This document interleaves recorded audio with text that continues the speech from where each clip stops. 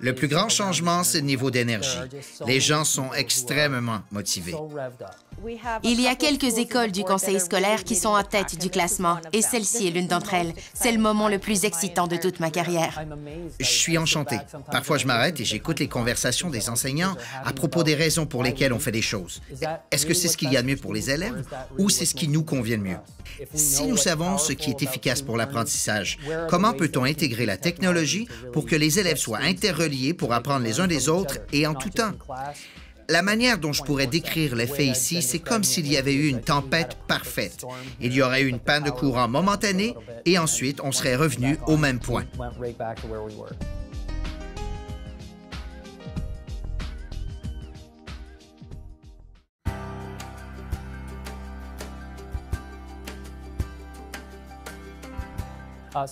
Central Peel est une école plutôt vieille dans ce conseil scolaire. Je crois que c'est notre 53e anniversaire. C'est une des plus vieilles écoles de Brampton. Le nombre d'élèves se chiffre à environ 950 et la communauté a connu plusieurs changements démographiques au fil du temps. Ces dernières années, l'école a été identifiée comme une école à risque social élevé, ce qui signifie que les élèves ici font face à plusieurs enjeux à caractère économique et social. C'est ma 3e année en poste. Et l'année de mon arrivée, cette école souffrait de ce qu'on peut appeler une faible estime d'elle-même. L'école a connu une baisse de fréquentation durant 3 ou 4 ans. Les élèves ont eu de moins bons résultats aux épreuves de l'OQRE durant ces dernières années également. Les enseignants ne savaient pas trop comment aborder ces problèmes et le niveau d'énergie était plutôt bas. Nos taux de diplomation étaient de beaucoup inférieurs à la moyenne du conseil scolaire. Et en même temps, les élèves nous disaient qu'ils sentaient une coupure avec l'extérieur, un fossé entre la manière dont ils apprenaient à l'extérieur de l'école et la manière dont ils apprenaient en classe. Cela a nourri un dialogue qui s'est échelonné sur 2 ans pour trouver des solutions. Alors j'ai tenté de créer un environnement propice à la culture du oui. Cela peut sembler modeste, mais c'est énorme. Nous avons constaté ce changement au sein du personnel. Les gens se sont soudainement mis à travailler ensemble et nous étions plus sereins et plus enthousiastes. Cette déconstruction de la pratique de l'enseignement, jumelée à ce que nous croyons être plus efficace et productif au sein de la classe, a revigoré le personnel. C'est dû à ce comité que nous avons mis sur pied. On l'a appelé le comité CP21, le comité du 21e siècle à Central Peel, en quelque sorte une nouvelle version du comité informatique. Et du jour au lendemain, le comité est passé de 8 à 30 membres. L'an dernier, il fallait des ressources supplémentaires pour notre tableau de visualisation et nous avons créé cette unité multidisciplinaire en technologie éducative. Nous avons eu des assemblées avec les élèves pour dévoiler les bases de notre orientation. Nous voulions être aussi transparents que possible concernant notre programme et ses objectifs. Pendant des années, nous leur avons dit, « Vous ne pouvez pas apporter vos appareils, rangez-les, on ne veut pas les voir. » Inutile d'en discuter. Et lors d'une assemblée, une des premières choses que j'ai dites, c'est, « Sortez vos téléphones, voyons ce qu'on peut faire avec ça. » Je crois que la technologie est formidable, car elle permet aux élèves de faire tellement plus de choses qu'auparavant. Et je ne parle pas seulement de dactylographier leurs travaux.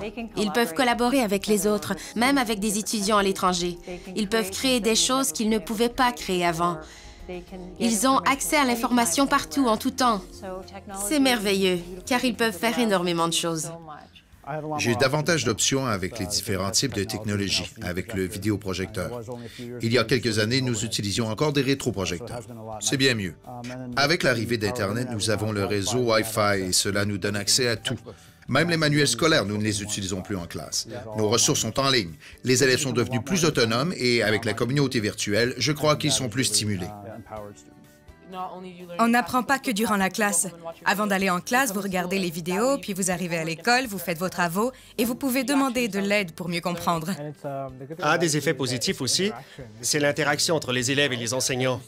On remarque que davantage d'élèves sont attentifs en classe. Ils veulent apprendre. Je crois que c'est plus facile maintenant. Je me souviens qu'en 9e année, quand on avait un examen, on devait étudier avec un livre. Par exemple, ici, en classe, nous allons sur Internet pour voir des vidéos pour nous améliorer quand on n'aime pas des trucs ou qu'on n'est pas très doué. Nous constatons une plus grande implication de la part des élèves. Une enseignante, justement, me disait que jamais auparavant, il n'aurait fait autant de recherches pour atteindre une note parfaite. Et pourquoi cela? Parce qu'elle structure ses cours comme si c'était des jeux. Et ils n'obtiennent pas une note parfaite. S'ils ont 7 sur 10, ce n'est pas suffisant. Et comment décelez-vous, en tant qu'enseignant, que les élèves font des progrès? Il y a une hausse au niveau des notes. Elles s'améliorent graduellement. Les élèves sont engagés. Par exemple, ils font des examens de maîtrise en ligne. Ils ont les résultats.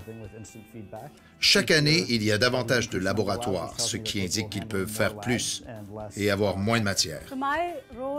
Mon rôle a considérablement changé depuis 2 ans. Auparavant, je parlais, je donnais la matière. Ça a changé. Je ne suis plus celle qui est en avant et qui leur donne tout. Je les encourage, je les guide, et c'est bien car je peux diversifier mon enseignement et donner de l'attention à chacun d'eux.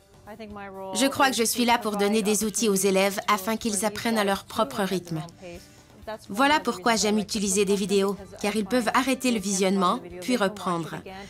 Chaque jour, je suis en mesure de voir où en sont les élèves dans leur apprentissage, alors qu'avant, je devais attendre la période des examens. Ça a été difficile au début. Nous n'étions que quelques enseignants ici et là. Mais maintenant, c'est ancré dans la culture de l'école. Et c'est important car les élèves qui arrivent dans ma classe ont été exposés à cette méthode auparavant. Ils disent « Oh, j'ai fait la même chose dans la classe de X ou Y, je sais de quoi il s'agit. » Il n'y a plus de cet élément de nouveauté et je peux tout de suite entamer la discussion. On s'engage tous ensemble dans le projet. Maintenant, les enseignants sont plus disponibles pour aider les élèves. Ici, dans l'école, j'essaie d'inciter et d'encourager les enseignants à décider ce qui est le plus important dans leur enseignement. Je dois savoir comment établir une structure ou un système pour supporter leur démarche. Nous avons invité les gens d'autres écoles afin d'avoir un échange concernant les outils qu'ils utilisent, ce que nous faisons ici. Que pouvons-nous apprendre les uns des autres? Maintenant, j'utilise beaucoup Twitter.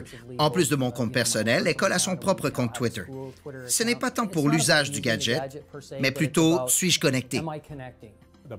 Le pouvoir de la collaboration, ce n'est pas que le partage des connaissances, c'est aussi la création de réseaux.